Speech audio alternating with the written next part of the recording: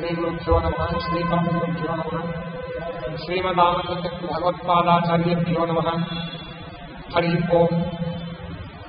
ನಿಖಿಲಗುಣನಿಕಾಯ ನಿತ್ಯನಿರ್ಧೂತಹೇಯಂ ಶುಭತಮವತಿಮೇಯಂ ಶುದ್ಧಸೌಖ್ಯಾಭ್ಯುಪಾಯಂ ಸಕಲ ನಿಗಮಧೇಯಂ ಸರ್ವಶಬ್ದಾಭಿಧೇಯಂ ನವಜಲಧರಕಾಯಂ ನೌಮಿ ಲಕ್ಷ್ಮೀ ಸಹಾಯಂ ವಿಘ್ನಂ ಗವಾರಣಂ ಸತ್ಯಾಶೇಷ ವಿಶ್ವಸ್ಯ ಕಾರಣಂ ಕರುಣಾಸಿಂಧುಂ ಆನಂದತೀರ್ಥಬಂಧುಂ ಹರಿಪದೇ ಸಂಭ್ರಮಂ ಭಂಗರಹಿತಮಜನಂ ವಿಮಲಂ ಸದಾ ಆನಂದತೀರ್ಥವದನಂ ಭಜೆ ತಾಪತ್ರಯಾಪಹಂ ಚಿತ್ರೈಪರೈಶ್ಚ ಗಂಭೀರೈರ್ವಾಕ್ಯೈರ್ಮಾನೈರಖಂಡಿತೈಃ ಗುರುಭಾವಂ ವ್ಯಂಜಯಂತಿ ಭಾತಿಶ್ರೀ ಜಯತೀರ್ಥವಾಕ್ ಸಮುಚ್ಚಾರಿತಮಸ್ತೋಮಂ ಸನ್ಮಾರ್ಗಂ ಸಂಪ್ರಕಾಶ್ಯತ ಸದಾ ವಿಷ್ಣುಪದಾಸಕ್ತಂ ಸೇವೆ ಬ್ರಹ್ಮಣ್ಯ ಭಾಸ್ಕರಂ ಜ್ಞಾನವೈರಾಗ್ಯ ಭಕ್ತ್ಯಾದಿ ಕಲ್ಯಾಣಗುಣಶಾಲಿನಃ ಲಕ್ಷ್ಮೀನಾರಾಯಣ ಮುಂದೆ ವಿದ್ಯಾ ಗುರುನ್ಮಮ ಅರ್ಥಿಕಲ್ಪಿತಕಲ್ಪೋಯಂ ಪ್ರತ್ಯರ್ಥಿಗಲಕೇಸರಿ ವ್ಯಾಸತೀರ್ಥ ಗುರುರ್ಭೂಯಾ ತತ್ವನಿಷ್ಠಾಂತ ಸಿದ್ಧೇ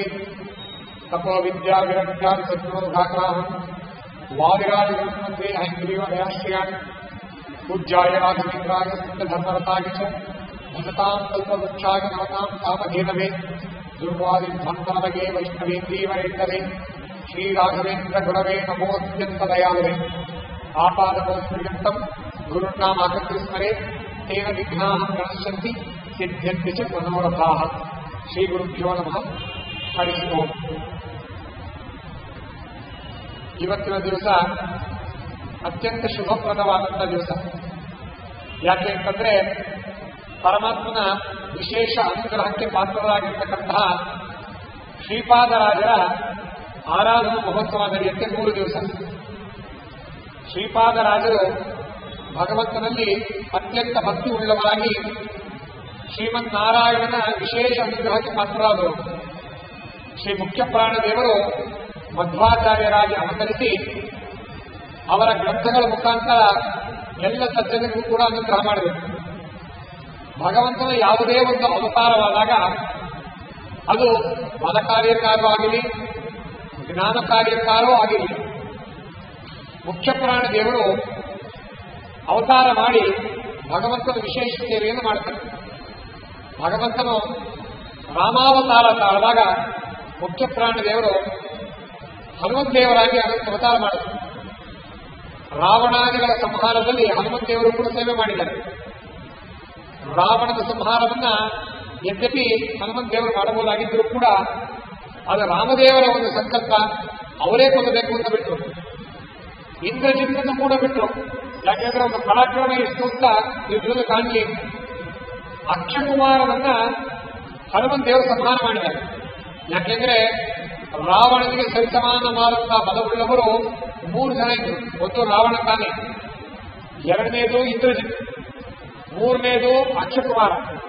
ಆ ಅಕ್ಷಕುಮಾರನನ್ನ ತಿರುಗಿಸಿ ಅಪ್ಪಳಿಸಿ ನೆಲದ ಮೇಲೆ ಹೊಡೆದು ಚೂರ್ಣವನ್ನಾಗಿ ಮಾಡಿ ಹನುಮಂತೇವರು ಸಂಹಾರ ಮಾಡ್ತಾರೆ. ಹಾಗಾಗಿ ಬಲ ಕಾರ್ಯದಲ್ಲೂ ಕೂಡ ರಾಮದೇವರ ಸೇವೆಯನ್ನು ಮಾಡ್ತಾರೆ. ಇನ್ನು ಭೀಮಾವತಾರದಲ್ಲೂ ಅಷ್ಟೇ ಭಗವಂತ ಕೃಷ್ಣನಾಗಿ ಅವತರಿಸಿದಾಗ ಮುಖ್ಯ ಪ್ರಾಣದೇವರು ಭೀಮನಾಗಿ ಬಂದು ಎಲ್ಲ ದೈತ್ಯರನ್ನೆಲ್ಲ ಸಂಹಾರ ಮಾಡಿ ಭೂಭಾರವನ್ನು ಇಳಿಸಿದ್ದಾರೆ. ವೇದವ್ಯಾಸ ದೇವರಾಗಿ ಶ್ರೀಮನ್ನಾರಾಯಣ ಯಾವಾಗ ಬರ್ತಾರೋ, ವೇದವ್ಯಾಸ ದೇವರು ಸಾಕ್ಷಾತ್ ನಾರಾಯಣನೇ. ಅವರು ಕಚ್ಚಿದ ಋಷಿ ಅಲ್ಲ. ಕೆಲವು ಮತಾನುಯಾಯಿಗಳು ಅವರು ಕಚ್ಚಿದ ಋಷಿ ಇದ್ದಾರೆ. ಇಲ್ಲ, ವೇದವ್ಯಾಸರು ಸಾಕ್ಷಾತ್ ನಾರಾಯಣ ಅಂತ. ನಾರಾಯಣ ರೂಪಿ ಪರಮಾತ್ಮ ಯಾವಾಗ ಅವತಾರ ಮಾಡಿ ಬ್ರಹ್ಮಸೂತ್ರವನ್ನು ರಚನೆ ಮಾಡುತ್ತೋ, ಮುಖ್ಯ ಪ್ರಾಣ ದೇವರು ಮಧ್ವಾವತಾರ ಮಾಡಿ ಜ್ಞಾನ ಕಾರ್ಯದಲ್ಲೂ ಕೂಡ ಸೇವೆ ಮಾಡಿದ್ದಾರೆ. ಇದು ಒಂದು ರೀತಿ. ಆದರೆ ಯಾವಾಗ ಭಗವಂತ ಮತ್ತು ಮುಖ್ಯ ಪ್ರಾಣ ದೇವರು ಅವತಾರ ಮಾಡ್ತಾರೋ ದೇವಾನುದೇವತೆಗಳೆಲ್ಲರೂ ಕೂಡ ಅವತಾರ ಮಾಡ್ತಾರೆ. ಯಾಕೆಂದ್ರೆ ವಸ್ತುತಸ್ತು ಭಗವಂತ ಸ್ವತಂತ್ರ ತತ್ವ, ಸ್ವತಂತ್ರನಾಗಿ ತಾನೇ ಎಲ್ಲ ಕೆಲಸವನ್ನು ಮಾಡಬಲ್ಲ. ಆದರೆ ಸೇವಾರೂಪವಾಗಿ ಯಾವಾಗ ಮುಖ್ಯ ಪ್ರಾಣ ದೇವರು ಅವತಾರ ಮಾಡ್ತಾರೋ ಅವರು ಸೇವಾರೂಪವಾಗಿ ಮಿಕ್ಕಿದ್ದೆಲ್ಲ ದೇವಾನುದೇವತೆಗಳು ಕೂಡ ಅವತಾರ ಮಾಡ್ತಾರೆ. ಹಾಗಾಗಿ ರಾಮಾವತಾರದಲ್ಲಿ ಯಾವ ರೀತಿ ಸುಗ್ರೀವ, ಅಂಗದ, ಜಾಂಬವಂತ ಇತ್ಯಾದಿ ಕಥೆಗಳೆಲ್ಲರೂ ಕೂಡ ದೇವಾಂಶ ಶೈವಾಂಶದ ಭೂತರು. ಕೃಷ್ಣಾವತಾರದಲ್ಲೂ ಕೂಡ ಭೀಮಸೇನ ದೇವರ ಜೊತೆಯೇ ಅರ್ಜುನ, ಧರ್ಮರಾಜ, ನಕುಲ ಸಹದೇವರು ದೃಷ್ಟದ್ಯುಮ್ನ ಇತ್ಯಾದಿಗಳೆಲ್ಲರೂ ಕೂಡ ಅವತಾರ ಮಾಡಿದ್ದಾರೆ. ದೇವಾನುದೇವತೆಗಳ ಅವತಾರವಾಗಿದೆ. ಹಾಗೆ ಮಧ್ವಾವತಾರವಾದ ಮೇಲೂ ದೇವಾನುದೇವತೆಗಳೆಲ್ಲರೂ ಕೂಡ ಮಧ್ವಾಚಾರ್ಯರ ಮತ್ತು ವೇದವ್ಯಾಸ ದೇವರ ಸೇವೆಗಾಗಿ ಅವತಾರ ಮಾಡಿದ್ದಾರೆ. ಅದರಲ್ಲಿ ಶ್ರೀಪಾದರಾಜರು ಧ್ರುವಾಂಶ ಸಂಭೂತರಾಗಿರ್ತಕ್ಕಂಥದ್ದು. ಧ್ರುವರಾಜರು ತಮ್ಮ ಧ್ರುವಾವತಾರದಲ್ಲಿ ಭಗವಂತನಿಗೆ ವಿಶೇಷವಾದಂತಹ ತಪಸ್ಸು ಮಾಡಿ, ಆ ಕಥೆಯನ್ನು ನಮಗೆ ಗೊತ್ತಿರೋ ವಿಷಯವೇ, ಯಾವಾಗ ಅವರ ಚಿಕ್ಕಮ್ಮ ಬೈಲು ಕಳಿಸ್ತಾಳೋ ಆಗ ಧ್ರುವರಾಜರು ಲೌಕಿಕವಾಗಿ ಯಾವುದೇ ರೀತಿ ದ್ವೇಷ ತಾಳಲಿಲ್ಲ. ನಾವಾಗಿದ್ದು ಏನ್ ಮಾಡ್ತಿದ್ವಿ, ಯಾರಾದ್ರೂ ಬೈದ್ರೆ ಅವ್ರಿಗೆ ದ್ವೇಷಕ್ಕೆ ಸಿಗುತ್ತೆ. ಆದರೆ ಧ್ರುವರಾಜರು ಏನ್ ಮಾಡ್ತಾರೆ, ದ್ವೇಷ ಮಾಡದೆ ನಾನು ಭಗವಂತನ ಪ್ರಸಾದವನ್ನು ಸಂಪಾದನೆ ಮಾಡ್ತೀನಿ ಅಂತ ಹೇಳಿ ಅಡವಿಗೆ ಹೋಗಿ ತಪಸ್ಸು ಮಾಡ್ತಾರೆ. ಎಂತೆಂಥ ವಿಚಿತ್ರ ತಪಸ್ಸು. ಕೇವಲ ಹಣ್ಣನ್ನು ತಿನ್ನೋದು, ಆಮೇಲೆ ಕೇವಲ ನೀರನ್ನು ಕುಡಿಯೋದು, ಆಮೇಲೆ ಬರೀ ಗಾಳಿಯನ್ನು ಕುಡಿಯೋದು, ಆಮೇಲೆ ಗಾಳಿಯನ್ನೇ ನಿಲ್ಲಿಸ್ಬಿಟ್ಟು ತಪಸ್ಸು ಮಾಡಿದ್ದಾರೆ ಧ್ರುವರಾಜರು. ಆಗ 14 ಲೋಕಗಳಲ್ಲೂ ಕೂಡ ಒಂದು ರೀತಿ ಕ್ಷೋಭೆ ಉಂಟಾಗುತ್ತೆ. ಆಗ ಸಾಕ್ಷಾತ್ ನಾರಾಯಣನೇ ಬಂದು ಆ ಧ್ರುವರಾಜರಿಗೆ ತನ್ನ ಪಾಂಚಜನ್ಯ ಶಂಖವನ್ನು ಸ್ಪರ್ಶ ಮಾಡ್ತಾನೆ. ಸ್ಪರ್ಶ ಮಾಡಿದ ತಕ್ಷಣ ಧ್ರುವರಾಜರು ಕಟ್ಟಿಬಿಟ್ಟು ಮಾತಾಡ್ತಾನೆ. ಪ್ರತ್ಯಕ್ಷವಾಗಿ ಶ್ರೀಮನ್ ನಾರಾಯಣ ಕಂಡಿದ್ದಾನೆ ಅಂತ ನಾರಾಯಣನ ಅಪರೋಕ್ಷ ಪಡೆದಂತಹ ಧ್ರುವರಾಜರು ನಾರಾಯಣದಿಂದ ಅನೇಕ ವರಗಳನ್ನು ಪಡಿತಾರೆ. ಆ ಧ್ರುವರಾಜರೇ ಕಲಿಯುಗದಲ್ಲಿ ಶ್ರೀಪಾದರಾಜರಾಗಿ ಅವತರಿಸ್ತಾರೆ. ಮುಖ್ಯ ಪ್ರಾಣ ದೇವರ ವೇದವ್ಯಾಸ ದೇವರ ವಿಶೇಷ ಸೇವೆ ಮಾಡಬೇಕು ಅಂತ ಹೇಳಿ ಸನ್ಯಾಸಿಗಳಾಗಿ ಅವತಾರ ಮಾಡಿದ್ದಾರೆ. ನೋಡಿ, ದೇವತೆಗಳು ದೈವಾಂಶ ಸಂಭೂತರು 4 ಆಶ್ರಮದಲ್ಲಿರ್ತಾರೆ. ಬ್ರಹ್ಮಚರ್ಯ, ಗೃಹಸ್ಥ, ವಾನಪ್ರಸ್ಥ ಮತ್ತು ಸನ್ಯಾಸ 4 ಆಶ್ರಮಗಳಲ್ಲೂ ಕೂಡ ದೈವಾಂಶ ಸಂಭೂತರು ಬೇರೆ ಬೇರೆ ಒಂದು ಅವತಾರಗಳನ್ನು ತೋರುತ್ತಾರೆ. ಭಗವಂತನ ಅಪರೋಕ್ಷ ಪಡಿತಕ್ಕಂಥ ಸಾಮರ್ಥ್ಯವುಳ್ಳವರು. ಹಾಗಾಗಿ ಕಲಿಯುಗದಲ್ಲಿ ಜ್ಞಾನ ಕಾರ್ಯ ನಡೀಬೇಕು, ಇಲ್ಲಿ ಬಲ ಕಾರ್ಯವಲ್ಲ. ಹಾಗಾಗಿ ಜ್ಞಾನ ಕಾರ್ಯ ನಡೀಬೇಕು ಅನ್ನೋ ದೃಷ್ಟಿಯಿಂದ ಜ್ಞಾನ ಕಾರ್ಯಕ್ಕೆ ಅತ್ಯಂತ ಸಮುಚಿತವಾದಂತಹ ಆಶ್ರಮ ಅಂದರೆ ಅದು ಸನ್ಯಾಸಾಶ್ರಮ. ಸನ್ಯಾಸಾಶ್ರಮದಲ್ಲಿ ಜ್ಞಾನ ಕಾರ್ಯಕ್ಕಾಗಿಯೇ ನಿಂತಿರ್ತಾರೆ ವ್ಯಕ್ತಿಗಳು, ಸನ್ಯಾಸಿಗಳು. ಹಾಗಾಗಿ ಧ್ರುವರಾಜರು ಇಲ್ಲಿ ಶ್ರೀಪಾದರಾಜರಾಗಿ ಅವತಾರ ಮಾಡ್ತಕ್ಕಂಥ ಒಂದು ಪ್ರಸಂಗ. ಇವರ ಮಹಿಮೆ ಏನು, ಚರಿತ್ರೆ ಏನು ಅಂತಂದ್ರೆ, ಇವರ ಪೂರ್ವಾಶ್ರಮದ ತಂದೆಯವರ ಹೆಸರು ಶೇಷಗಿರಿಯಾಚಾರ್ಯರು. ಆ ಶೇಷಗಿರಿಯಾಚಾರ್ಯರಿಗೆ ಗಿರಿಯಮ್ಮ ಅಂತಕ್ಕಂಥ ಪತ್ನಿ. ಇವರಿಬ್ಬರು ಕೂಡ ಇವತ್ತಿನ ಚನ್ನಪಟ್ಟಣ ಹತ್ತಿರದಲ್ಲಿರ್ತಕ್ಕಂಥ ಅಬ್ಬೂರು ಕ್ಷೇತ್ರದಲ್ಲಿ ಹತ್ತಿರದಲ್ಲೇ ವಾಸವಾಗಿರ್ತಿದ್ರು. ವಾಸವಾಗಿದ್ದಾಗ ಭಗವಂತನ ವಿಶೇಷ ಅನುಗ್ರಹದಿಂದ ಇವರಿಗೆ ಒಂದು ಮಗು ಹುಟ್ಟುತ್ತೆ. ಆ ಮಗುಗೆ ಹೆಸರಿಡ್ತಾರೆ ಲಕ್ಷ್ಮೀನಾರಾಯಣ. ನೋಡಿ, ಧ್ರುವರಾಜರಾಗಿದ್ದಾಗಲೂ ಕೂಡ ದರ್ಶನ ಕೊಟ್ಟಂತಹ ರೂಪ ಲಕ್ಷ್ಮೀನಾರಾಯಣ ರೂಪ. ಶ್ರೀಮನ್ ನಾರಾಯಣನ ರೂಪದ ದರ್ಶನ ಹೊಂದಿದ್ದಂತಹ ಧ್ರುವರಾಜರಿಗೆ ಅವತಾರ ಮಾಡಿದಾಗ ದೈವ ಪ್ರೇರಣೆಯಿಂದ ತಂದೆ ತಾಯಿಗಳು ಅವರಿಗೆ ಲಕ್ಷ್ಮೀನಾರಾಯಣ ಅಂತ ಹೆಸರಿದ್ದಾರೆ. ಇದು ಸುಮಾರು ಒಂದು 15ನೇ ಶತಮಾನದ ಆಸ್ಪಾಸ್. ಆಗ ಬಾಲ್ಯಾದಾರಭ್ಯೇವ ಆ ಲಕ್ಷ್ಮೀನಾರಾಯಣ ಅತ್ಯಂತ ಜ್ಞಾನಿಯಾಗಿರ್ತಾರೆ. ಹೇಗೆ ಅಂತಂದ್ರೆ, ಆಟವಾಡೋದ್ರಲ್ಲಿ ಆಟಪಾಠಾದಿಗಳನ್ನೆಲ್ಲದರಲ್ಲೂ ಕೂಡ ಬೇರೆ ಎಲ್ಲ ಬಾಲಕರಿಗಿಂತ ಅತ್ಯಂತ ಚುರುಕಾಗಿರ್ತಾರೆ. ಇವರ ಒಂದು ವಿಶೇಷ ಚರಿತ್ರೆ ನಮ್ಗೆ ಹಿಂದೆ ಗೊತ್ತಾಗುತ್ತೆ ಅಂದ್ರೆ ವ್ಯಾಸರಾಜರ ಹಾಡುಗಳಿಂದ ಗೊತ್ತಾಗುತ್ತೆ. ಹಿಂದೆ ಹೋದ್ರೆ ಶ್ರೀಪಾದರಾಜರ ಚರಿತ್ರೆ ಹೇಗೆ ವ್ಯಾಸರಾಜರ ಹಾಡುಗಳು, ಸಂಕೀರ್ತನೆಗಳು ಮತ್ತು ಮುಖ್ಯವಾಗಿ ವ್ಯಾಸರಾಜರು ಬರೆದಿರ್ತಕ್ಕಂಥ ಶ್ರೀಪಾದರಾಜರ ಸ್ತೋತ್ರ, ಇದರಿಂದ ಇವರ ಮಹಿಮೆ ನಮಗೆ ತಿಳಿದು ಬರುತ್ತೆ. ಚರಿತ್ರೆ, ಮಹಿಮೆ ಇತ್ಯಾದಿ. ಇಷ್ಟಲ್ಲದೆ ಪುರಂದರದಾಸರ ಹಾಡು ಇತ್ಯಾದಿಗಳು ಕೂಡ ಇದ್ದಿದ್ದೆ. ವಾದಿರಾಜರು ಬರೆದಿರ್ತಕ್ಕಂಥ ಸ್ತೋತ್ರದಿಂದಲೂ ಕೂಡ ನಮಗೆ ಇವರ ವಿಶೇಷ ಮಹಿಮೆ ತಿಳಿಯುತ್ತೆ. ಇನ್ನು ಸೋಮನಾಥ ಕವಿ ಬರೆದಿರ್ತಕ್ಕಂತಹ ವ್ಯಾಸಯೋಗಿ ಚರಿತ್ರೆಯನ್ನು ಕೂಡ ಶ್ರೀಪಾದರಾಜರ ಬಗ್ಗೆ ತುಂಬಾ ಉಲ್ಲೇಖ ಮಾಡ್ತಾರೆ.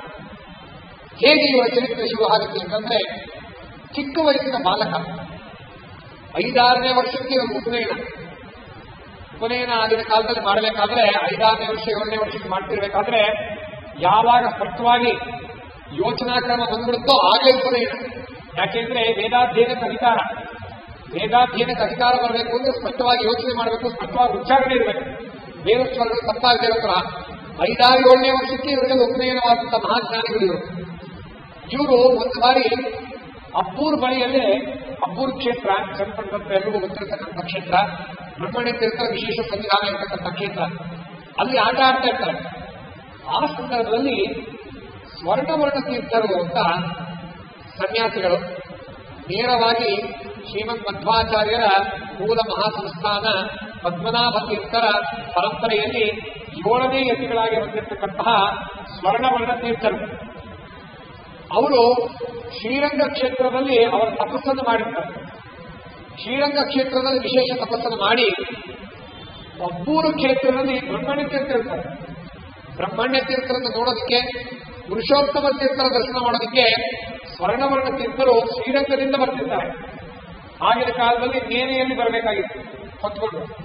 ಆಗ ನೇನೆಯಲ್ಲಿ ಬರ್ತಾ ಇರ್ತಾರೆ ಸ್ವರ್ಣವರ್ಣ ತೀರ್ಥರು. ಅವರು ಭಗವಂತನಿಗೆ ವಿಶೇಷ ಪ್ರಾರ್ಥನೆ ಮಾಡಿರ್ತಾರೆ. ಶ್ರೀರಂಗದಲ್ಲಿ ರಂಗನಾಥನಿಗೆ ವಿಶೇಷ ಪ್ರಾರ್ಥನೆ ಸಲ್ಲಿಸುತ್ತಾರೆ. ಮುಂದೆ ಇದೇ ಪದ್ಮನಾಭ ತೀರ್ಥರ ಪರಂಪರೆಯನ್ನ ಮುಂದುವರಿಸಿಕೊಂಡು ನನ್ನ ನಂತರ ಮುಂದುವರಿಸಿಕೊಂಡು ಹೋಗತಕ್ಕಂತಹ ಉತ್ತರಾಧಿಕಾರಿಯನ್ನು ಕೂಡ ದೈವಾಂಶ ಸಂಭೂತನಾಗಿರ್ತಕ್ಕಂಥ ಉತ್ತರಾಧಿಕಾರಿಗಳಿಗೆ ಸಿಗ್ತಾರೆ ಅಂತ ಶ್ರೀರಂಗನಾಥ ಕನಸಿನಲ್ಲಿ ಸೂಚನೆ ಮಾಡಿರ್ತಾರೆ ಸ್ವರ್ಣವರ್ಣ ತೀರ್ಥರಿಗೆ. ಆ ಸ್ವರ್ಣವರ್ಣ ತೀರ್ಥರು ಅಬ್ಬೂರ್ ಬಳಿ ಬರ್ತಾ ಇರಬೇಕಾದ್ರೆ ಸಾಯಂಕಾಲದ ಸಮಯ, ಮಕ್ಕಳೆಲ್ಲರೂ ಕೂಡ ಆಟ ಆಡ್ತಾ ಇರ್ತಕ್ಕಂಥ ಸಂದರ್ಭ. ಈ ಲಕ್ಷ್ಮೀನಾರಾಯಣ ಅಂತಕ್ಕಂಥವನು ಆಟ ಆಡ್ತಾ ಇರ್ತಾನೆ. ಸ್ವರ್ಣವರ್ಣ ತೀರ್ಥರು ಹತ್ತಿರ ಬಂದು ಆ ಹುಡುಗನ ಕರೀತಾರೆ. ಕರೆದಾಗ ಮುಂದೆ ಬರ್ತಾರೆ. ವಿಶೇಷ ತೇಜಸ್ಸಿರುತ್ತೆ ಮುಖದಲ್ಲಿ. ಆಗ ಸ್ವರ್ಣವರ್ಣ ತೀರ್ಥರು ನೋಡಿ ಒಂದು ಪ್ರಶ್ನೆ ಕೇಳ್ತಾರೆ. ಅಬ್ಬೂರಿಗೆ ಎಷ್ಟು ದೂರ ಇದೆಯಪ್ಪ ಅಂತ ಪ್ರಶ್ನೆ ಕೇಳ್ತಾರೆ. ನಾವು ಯಾರಾದ್ರೂ ಆಗಿದ್ದಿದ್ರೆ ಹತ್ತಿರದಲ್ಲೇ ಇದೆ, ದೂರದಲ್ಲಿದೆ, ಏನಾದ್ರು ಒಂದು ಉತ್ತರ ಹೇಳ್ತಿದ್ವಿ. ಆದ್ರೆ ಲಕ್ಷ್ಮೀನಾರಾಯಣ ಬಾಲಕ ಎಂಥ ಉತ್ತರ ಹೇಳ್ತಾನೆ ಅಂತಂದ್ರೆ, ಆಗಿನ 5ನೇ 6ನೇ ವರ್ಷದಲ್ಲಿ ಚುರುಕು ಬುದ್ಧಿ ಹೇಗಿತ್ತು ಅಂತ. ಸೂರ್ಯ ಮುಳುಗ್ತಾ ಇದ್ದಾನೆ, ಇದು ನೋಡಿದ್ರೆ ಸ್ವಲ್ಪ ಕಾಡಿರೋ ಪ್ರದೇಶ, ಮಕ್ಕಳಾದ ನಾವು ಆಟ ಆಡ್ತಾ ಇದ್ದೀವಿ, ನೀವೇ ಊಹಿಸಿ ಅಬ್ಬು ಎಷ್ಟು ದೂರ ಇದೆ ಅಂತ. ಸ್ವರ್ಣವರ್ಣ ತೀರ್ಥರಿಗೆ ಇದು ಕೇಳಿದ ತಕ್ಷಣ ಆಶ್ಚರ್ಯ ಆಗುತ್ತೆ. ಇದು ಎಂಥ ಬುದ್ಧಿ ಅಂದ್ರೆ ಶಾಸ್ತ್ರಾರ್ಥ ವಿಚಾರ ಮಾಡೋ ಬುದ್ಧಿ. ಶಾಸ್ತ್ರಗಳಲ್ಲಿ ಅನೇಕ ವಾಕ್ಯಗಳಿರುತ್ತೆ. ವಾಕ್ಯಗಳನ್ನು ಓದಿದಾಗ ನಮಗೆ ನೇರವಾಗಿ ಅರ್ಥ ಗೊತ್ತಾಗಲೇ ಇರ್ಬೋದು. ಶ್ರೀಮದಾಚಾರ್ಯರ ಭಾಷ್ಯ ಟೀಕಾ ಕೃಪಾದ ಟೀಕಾ ನೋಡಿಬೇಕಾದ್ರೆ ನಮಗೆ ವಿಶೇಷ ಬುದ್ಧಿ ಚಾತುರ್ಯ ಇರಬೇಕು. 5-6 ವರ್ಷದ ಬಾಲಕ ಹಿಂಗೆ ಹೇಳಿದಾನೆ ಅಂದ್ರೆ ಇದೊಂದು ಅನುಮಾನ ಅಂದ್ರೆ ಕನ್ನಡದ ಅನುಮಾನ ಅಂತ ಅರ್ಥ ಅಲ್ಲ. ಅನುಮಾನ ಅಂದ್ರೆ ಸಂಸ್ಕೃತದಲ್ಲಿ ತರ್ಕ ಅಂತ ಅರ್ಥ. ಅಲ್ಲಿ ತರ್ಕ ಮಾಡಿದಾನೆ 5-6 ವರ್ಷದ ಹುಡುಗ. ಏನಂತ ತರ್ಕ? ಅಬ್ಬೂರ್ ಅಂತಕ್ಕಂಥ ಕ್ಷೇತ್ರ ಸಮೀಪದಲ್ಲೇ ಇರಬೇಕು. ಯಾಕೆ ಅಂದ್ರೆ ಸೂರ್ಯಾಸ್ತಮಾನ ಆಗ್ತಿದ್ರು ಕೂಡ ಬಾಲಕರು ಕಾಡಿನ ಪ್ರದೇಶದಲ್ಲಿ ಆಟ ಆಡ್ತಿರೋದ್ರಿಂದ, ಯಾವಾಗ ಬಾಲಕರು ಕಾಡಿನ ಪ್ರದೇಶದಲ್ಲಿ ಸೂರ್ಯಾಸ್ತಮ ಆಗ್ತಿದ್ರು ಆಟ ಆಡ್ತಾ ಇರ್ತಾರೋ ಅದರ ಅರ್ಥ ಏನು ಅಂತಂದ್ರೆ ಊರು ಹತ್ತಿರದಲ್ಲೇ ಇದೆ, ದೂರದಲ್ಲಿ ಇಲ್ಲ. ಯಾಕಂದ್ರೆ ಕಟ್ಲಾದಲ್ಲಿ ಬಾಲಕರು ಆಟ ಆಡ್ಲಿಕ್ಕೆ ಸಾಧ್ಯವಿಲ್ಲ. ಇದೊಂದು ತರ್ಕ. ಈ ತರ್ಕವನ್ನ ಝಟಿಸಿ ಕೇಳಿರ್ತಕ್ಕಂಥ ಬಾಲಕನ ಯುಕ್ತಿಯನ್ನು ನೋಡಿ ಸ್ವರ್ಣವರ್ಣ ತೀರ್ಥರಿಗೆ ಅತ್ಯಂತ ಸಂತೋಷವಾಗಿ ಅವನ ತೇಜಸ್ಸನ್ನು ನೋಡಿ ತುಂಬಾ ಸಂತೋಷ ಪಡ್ತಾರೆ. ಮನಸ್ಸಿನಲ್ಲೇ ಅವರಿಗೆ ಗೊತ್ತಾಗೋಗುತ್ತೆ, ನಾವು ಯಾವ ಕಾರ್ಯಕ್ಕಾಗಿ ಬ್ರಹ್ಮಣ್ಯ ತೀರ್ಥರು ಮತ್ತು ಪುರುಷೋತ್ತಮ ತೀರ್ಥರ ದರ್ಶನಕ್ಕಾಗಿ ಬಂದಿದೀವೋ ಆ ಕಾರ್ಯ ಇವಾಗ ನೆರವೇರಿದೆ. ಯಾವ ಕಾರ್ಯ ಅದು? ಪದ್ಮನಾಭ ತೀರ್ಥರ ಪರಂಪರೆಯನ್ನು ಮುಂದುವರಿಸಿ ಹೋಗಿಕೊಂಡು ಹೋಗ್ತಕ್ಕಂತಹ ಒಬ್ಬ ಸನ್ಯಾಸಿ ನಮ್ಗೆ ಬೇಕಾಗಿತ್ತು ಅಂತಕ್ಕಂಥ ಸಂಕಲ್ಪ ಇವಾಗ ಈಡೇರಿದೆ. ಇದನ್ನು ಮನಸ್ಸಿನಲ್ಲೇ ಸಂಕಲ್ಪ ಮಾಡಿಕೊಂಡು ಬಾಲಕನಿಗೆ ಏನು ಹೇಳಿದೆ ಮಂತ್ರಾಕ್ಷತೆ ಕೊಟ್ಟು ತಲೆ ಮೇಲೆ ಆಶೀರ್ವಾದ ಮಾಡ್ತಾರೆ. ನೇನೆಯಲ್ಲಿ ಮುಂದುವರಿತಾ ಬರ್ತಾರೆ. ಬಂದಾಗ ಬ್ರಹ್ಮಣ್ಯ ತೀರ್ಥರು ಪುರುಷೋತ್ತಮ ತೀರ್ಥರ ದರ್ಶನವಾಗುತ್ತದೆ. ಅಲ್ಲಿ ಆದಾಗ ಸ್ವರ್ಣವರ್ಣ ತೀರ್ಥರು ತಮ್ಮ ಸಂಕಲ್ಪವನ್ನು ಹೇಳ್ತಾರೆ. ನಾನು ಇಲ್ಲಿ ಒಬ್ಬ ಬಾಲಕನಿಗೆ ಸನ್ಯಾಸ ಕೊಡಬೇಕು ಅಂತ ಬಂದಿದ್ದೇನೆ. ಶ್ರೀರಂಗನಾಥನ ಒಂದು ಆಶೀರ್ವಾದ ಮುಖಾಂತರ ಬಂದಿರೋದು ನಾನು. ಸೂಚನೆಯೂ ಆಗೋಗಿದೆ. ನಾನು ನೋಡೋಗ್ಬಿಟ್ಟಿದ್ದೀನಿ ಆ ಬಾಲಕ ಯಾವಂತ. ಅತ್ಯಂತ ತೇಜಸ್ವಿಯಾಗಿದ್ದಾನೆ, ಮುಖದಲ್ಲಿ ಬ್ರಹ್ಮ ತೇಜಸ್ವಿದೆ ಅವನಿಗೆ. ಯಾರದು ಇಲ್ಲದ ಇಂಥ ಬಾಲಕ ಅಂತ ಹೇಳ್ತಾರೆ. ಅವನ ಹೆಸರನ್ನು ಕೇಳಿಕೊಂಡ ಲಕ್ಷ್ಮೀನಾರಾಯಣ. ಆಗ ಬ್ರಹ್ಮಣ್ಯ ತೀರ್ಥವಿದ್ಯಾಲಯ ಹೇಳ್ತಾರೆ, ಕರೆಸ್ತೀನಿ ಕೇಳಿ. ಶೇಷಗಿರಿ ಆಚಾರ್ಯ ಕರೆಸ್ತಾರೆ, ಗಿರಿಯಪ್ಪನ ಕರೆಸ್ತಾರೆ, ಆ ಬಾಲಕನೂ ಕೂಡ ಕರೆಸ್ತಾರೆ. ಕರೆಸಿ ಅವ್ರು ಹೇಳ್ತಾರೆ, ಈ ಬಾಲಕ ಸಾಮಾನ್ಯ ಬಾಲಕನಲ್ಲ, ನೀವು ತಡಿಬಾರ್ದು, ನೀವು ಸನ್ಯಾಸ ಕೊಡೋದು ನೀವು ತಡಿಬಾರ್ದು. ಯಾಕೆಂದ್ರೆ ಮುಂದೆ ಇವರಿಂದ ಎಷ್ಟು ದೊಡ್ಡ ಕೆಲಸ ಆಗುತ್ತೆ ಅಂತ ನೀವು ಊಹಿಸಲಿಕ್ಕೆ ಸಾಧ್ಯವಿಲ್ಲ. ಯಾಕೆಂದ್ರೆ ಇವರೇ ಮುಂದೆ ಶ್ರೀಪಾದರಾಜರಾಗೋದು. ಹಾಗಾಗಿ ತಪ್ಪಿಸಬಾರ್ದಿಂದ ಭಗವದ್ಗೀತೆಯನ್ನು ಅಂತ ಹೇಳಿದಾಗ ತಂದೆ ತಾಯಿಗಳು ಒಪ್ಕೊಳ್ತಾರೆ. ಆ ಬಾಲಕನ ಅಲ್ಲೇ ಬಿಡ್ತಾರೆ. ಬಾಲಕನಿಗೆ ಏನಾದ ಸಂಸ್ಕಾರಗಳೆಲ್ಲ ಆದ್ಮೇಲೆ ಶ್ರೀಪಾದ ಅವರಿಗೆ ಸನ್ಯಾಸಾಶ್ರಮ ಕೊಡ್ತಾರೆ. ಸನ್ಯಾಸಾಶ್ರಮ ಕೊಟ್ಟಾಗ ಅವರ ಹೆಸರು ಏನು?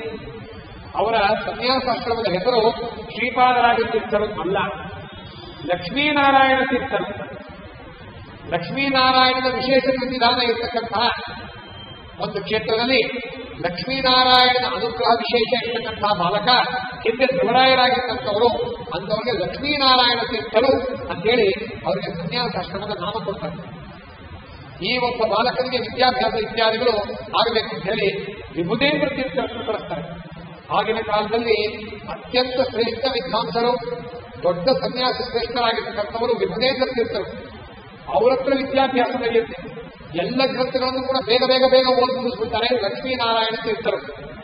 ಅದಾದ ನಂತರ ತಾವು ಸ್ವತಂತ್ರವಾಗಿ ಪಾಠ ಪ್ರವಚನಾದಿಗಳನ್ನ ಮಾಡ್ತಾ ಬರ್ತಾರೆ. ವಿಭುದೇಂದ್ರ ತೀರ್ಥರು ಒಂದು ರೀತಿ ವಿದ್ಯಾಗುರುಗಳು, ಸ್ವರ್ಣವರ್ಣ ತೀರ್ಥರು ಆಶ್ರಮ ಗುರುಗಳು. ಪದ್ಮನಾಭ ತೀರ್ಥರ ಪರಂಪರೆ ಇವತ್ತು ಕೂಡ ಪದ್ಮನಾಭ ತೀರ್ಥರ ಪರಂಪರೆಯ ಗೀತಾ ಭಾಷೆಯ ಪ್ರಾಚೀನ ಟೀಕಾ ಅದು ಇವತ್ತು ಕೂಡ ಹಾಗೆ ನಡೀತವಾಗಿದೆ. ಗೋಪಿನಾಥ ದೇವರು ಉಪಾಸ್ಯ ಮೂರ್ತಿ ಅಂತಹ ಲಕ್ಷ್ಮೀನಾರಾಯಣ ತೀರ್ಥರು ಸನ್ಯಾಸ ಸ್ವೀಕಾರ ಮಾಡ್ತಾರೆ. ಇವರ ಮಹಿಮೆ ಚರಿತ್ರೆ ಎಂತದ್ದು ಅಂತಂದ್ರೆ ನಾವು ವ್ಯಾಸರಾಜರಲ್ಲಿ ಇವರ ಮಹಿಮೆಯನ್ನು ನೋಡಬಹುದು. ಹೇಗೆ ಅಂದ್ರೆ ಗೋಪಿನಾಥ ದೇವರ ಪೂಜೆ ಮಾಡ್ತಿರ್ತಾರೆ. ಇವರ ಕೌಶಲ್ಯ ಹೇಗಿತ್ತು ಅಂದ್ರೆ ವಾದ ಕೌಶಲ್ಯ. ಒಂದು ಸಾರಿ ಶ್ರೀಮದ್ ನ್ಯಾಯಸುಧಾವನ್ನು ಅನುವಾದ ಮಾಡ್ತಿರ್ತಕ್ಕಂಥ ಸಂದರ್ಭದಲ್ಲಿ ಅದು ನರಸಿಂಹ ಕ್ಷೇತ್ರದಲ್ಲಿ ನ್ಯಾಯಸುಧಾ ಅನುವಾದ ಮಾಡ್ತಿರ್ಬೇಕಾದ್ರೆ ಅಲ್ಲಿ ನಡೆದಿರ್ತಕ್ಕಂಥ ಎಲ್ಲ ಸನ್ಯಾಸಿಗಳು ಹೇಳ್ತಾರಂತೆ, ನಿಮ್ಮ ನ್ಯಾಯಸುಧಾ ಅನುವಾದ ಹೇಗಿದೆ ಅಂತಂದ್ರೆ ನೀವು ಶ್ರೀಪಾದರು ಅಂದ್ರೇನು ಸ್ವಾಮಿಗಳು ಅಂತ. ಯಾಕೆಂದ್ರೆ ಭಗವತ್ ಶಬ್ದ ಪೂಜ್ಯಾಂತಹ ಪಾದಶಬ್ದ ಸ್ವರೂಪವಾಚಿ ಉತ್ತಮಾನಾಂ ಸ್ವರೂಪತ್ತು ಪಾದಶಬ್ದೇನ ಅನ್ಯತ ಅಂತ ಪ್ರಮಾಣವಾಗಿ ಯಾರೇ ಒಬ್ಬರು ಉತ್ತಮರ ಸ್ವಾಮಿಗಳ ಹೆಸರನ್ನು ಹೇಳಬೇಕಾದ್ರೆ ನಾವು ಪಾದ ಅನ್ನೋ ಶಬ್ದವನ್ನು ಸೇರಿಸ್ಕೊಂಡು ಹೇಳಬೇಕು.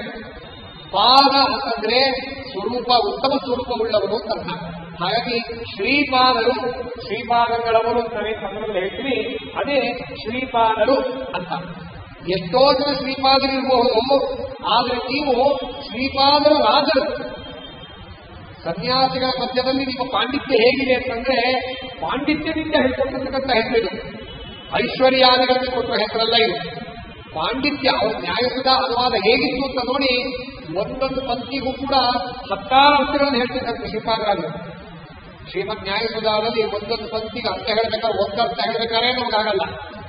ಹಾಗಾಗಿ ಶ್ರೀಮದ್ ನ್ಯಾಯಸುಧಾಗೆ ಒಂದೊಂದು ಪಂಕ್ತಿಗೆ 16 ಅರ್ಥಗಳು ಹೇಳ್ತಕ್ಕಂಥ ಮಹಾನುಭಾವರು ಲಕ್ಷ್ಮೀನಾರಾಯಣ ತೀರ್ಥರು ಚಿಕ್ಕ ವಯಸ್ಸಲ್ಲೇ ಇಂದ ಒಂದು ಪಾಂಡಿತ್ಯ ಗಳಿಸಿದ್ದಾರೆ. ಇಡೀ ನ್ಯಾಯಸುಧಾ ಅರ್ಥವನ್ನು ಹೇಳೋರು.